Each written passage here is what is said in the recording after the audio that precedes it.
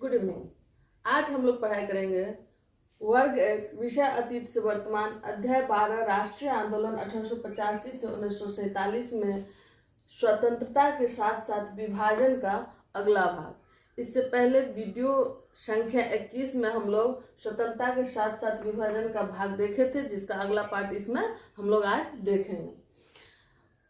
आप जानते हैं कि कैबिनेट मिशन की स्वीकृति दे दी गई थी, जिस कारण से संविधान सभा के गठन की बात की गई और जुलाई 1946 में चुनाव हुआ और संविधान सभा का गठन हुआ। साथ ही लॉर्ड वेवेल जो उस समय का वायसराय थे, वो जवाहरलाल नेहरू उन्हें 12 अगस्त 1946 को आमंत्रित करते हैं कि आप अंतरिम सरकार का गठन कीजिए।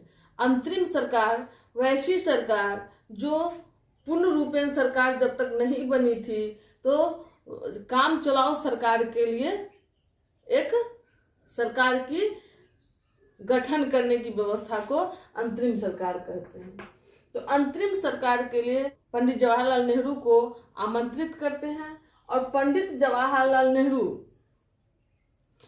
अपने 12 सदस्यों के साथ 2 सितंबर 1946 को अंतरिम सरकार का गठन करते हैं। सवाल में कि अंतरिम सरकार का गठन किसने किया था, तो जवाहरलाल नेहरू के नेतृत्व में अंतरिम सरकार का गठन हुआ था। किसके आमंत्रण पे हुआ था, तो तात्कालिक वायसराय मतलब उस समय के वायसराय लॉर्ड वेवेल के आग्रह पे हुआ था।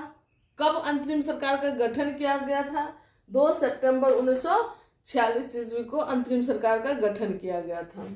इस अंतरिम सरकार के गठन में मुस्लिम लीग के सदस्य भाग नहीं लिए थे, क्योंकि आप जानते हैं कि मुस्लिम लीग के सदस्य संविधान सभा में भी भाग नहीं लिए थे उसके गठन में, और वो चुनाव में भाग लिए थे। 73 सदस्य उनके चुने गए थे, लेकिन वो फिर संविधान सभा के गठन का त्याग कर दिए थे और 16 अगस्त 1946 को पाकिस्तान के मांग के समर्थन में प्रत्यक्ष कार्रवाई दिवस की घोषणा कर चुके थे। लेकिन अभी भी भारतीय राष्ट्रीय कांग्रेस चाहते थे कि अंतरिम सरकार के गठन में भी कम से कम मुस्लिम लीग आए, क्योंकि इन भारतीय राष्ट्रीय कांग्रेस के सदस्यों का मानना था कि भारत का बंटवारा नहीं हो, अलग पाकिस्तान नहीं बने। उस समय के जो ब्रिटेन के जो प्रतिनिधि भारत आते थे, जो वायसराय होते थे, उन्हें आदेश भी दिया जाता था कि आप भारत को स्वतंत्र करेंगे, लेकिन हम लोग भारत को बांटेंगे नहीं, जितना हद तक हो सके बांटना नहीं है। इस तरह की बातें कही जाती थी।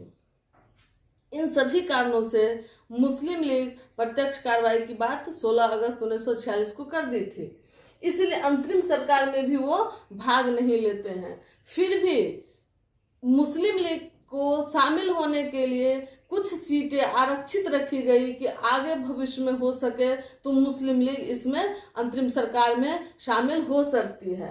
अंततः वेवेल के समझाने पे, लॉर्ड वेवेल के समझाने पे ऑफिशियली तो ये लोग अंग्रेज लोग चाहते थे और घोषित करते थे कि भारत की बंटवारा नहीं होगी, लेकिन मकसद इंटरनली मकसद ये होता था कि भारत बट जाए, विभाजित हो जाए, उसी में भलाई है। अंतर लॉर्ड वेवेल, ऐसा माना जाता है कि लॉर्ड वेवेल मोहम्मद अली जिन्ना को भड़काते हैं कि तुम अंतरिम सरकार से अलग रहोगे तो जैसा जवाहरलाल नेहरू चाहेंगे वैसा कर देंगे और तुम ऐसी अलग थलग बने रहोगे।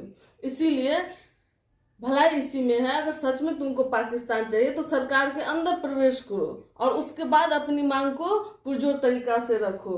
उनके सिखाने पढ़ाने पे, लॉर्ड वेवेल के सिखाने पढ़ाने पे फिर मुस्लिम लीग अपने 5 सदस्य को अक्टूबर 1946 में अंतरिम सरकार में शामिल होने की परमिशन देते हैं और अंतरिम सरकार में ये शामिल हो जाते हैं। लेकिन मकसद यही होता है कि हमको सरकार चलानी नहीं है, हमको क्या करना है, तो पाकिस्तान अलग बनाने के मांग को किस तरह से बढ़ाया जाए, इस पे सोच विचार करना है, इस पे काम करना है। यही मकसद इनका इस अंतरिम सरकार में शामिल होने का था।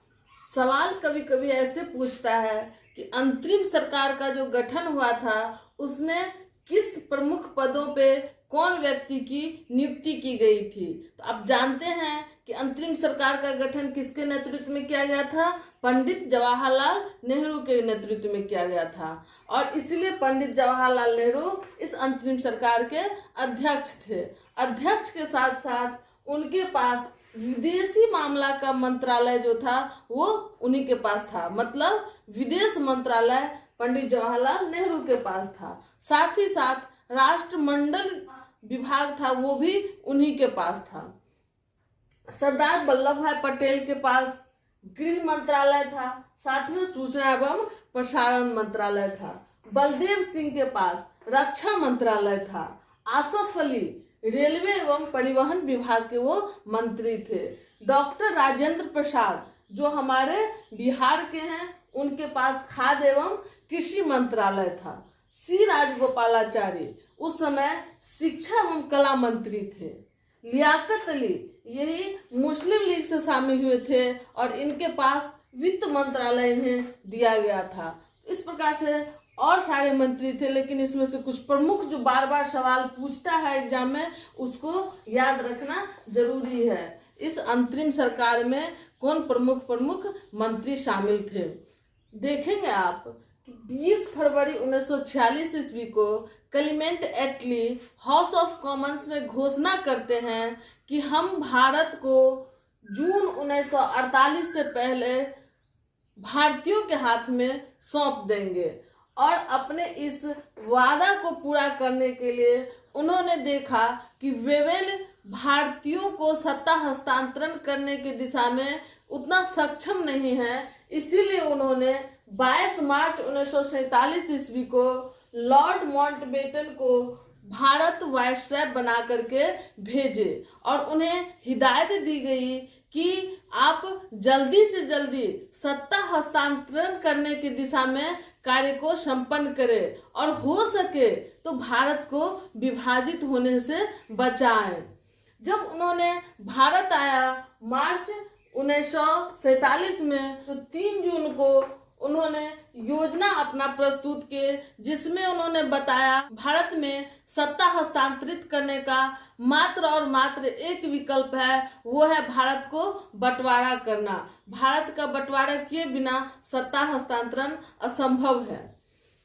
माउंटबेटन की जो 3 जून को जो उन्होंने अपनी योजना बताई उसे 3 जून योजना के नाम से भी जाना जाता है। दूसरा उसे माउंटबेटन योजना के नाम से जाना जाता है। उनके इसी योजना के आधार पे ब्रिटेन में 18 जुलाई 1947 ईस्वी को भारतीय स्वतंत्रता अधिनियम 1947 पारित होता है और इस अधिनियम के द्वारा भारत को स्वतंत्र करने की बात कही जाती है और तारीख निश्चित होता है कि 15 अगस्त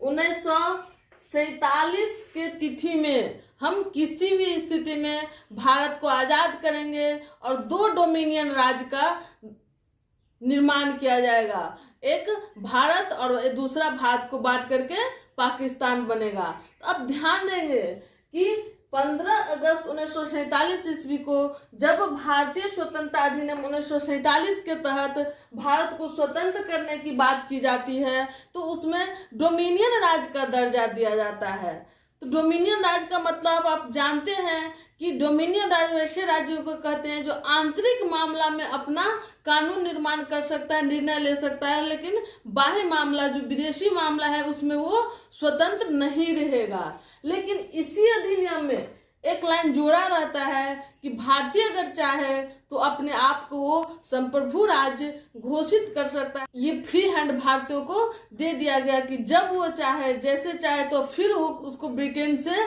परमिशन लेने की आवश्यकता नहीं होगी, वो अपने आप को संप्रभु बना सकता है। तो भारत संप्रभु होता है उस दिन जिस दिन वो अपने संविधान को स्वीकार करते हैं। और आप देखेंगे कि हमारे संविधान के प्रस्तावना में पहला लाइन ही लिखा है, हम भारत के लोग भारत को एक संप्रभुत्व राज्य बनाना चाहते हैं। जब प्रस्तावना मूल रूप में था तो इसी प्रकार का उसमें पहला सेंटेंस था। बाद में उसमें समाजवादी और पंथ निरपेक्ष शब्द को जोड़ा गया। हम भारत के लोग भारत को एक प्रभुत्व संपन्न समाजवादी पंथ निरपेक्ष लोकतंत्रात्मक गणराज्य बनाने के लिए, इस प्रकार से हम लोग देखते हैं कि भारतीय स्वतंत्रता अधिनियम 1947 के तहत भारत को आजाद करने की तिथि घोषित होती है और 15 अगस्त 1947 ईस्वी को हमारा देश आजाद हो जाता है और अंततः हमारा देश बट जाता है। एक हो जाता है पाकिस्तान, दूसरा हो जाता है हिंदुस्तान। इसी के साथ यह अध्याय समाप्त होता है। धन्यवाद।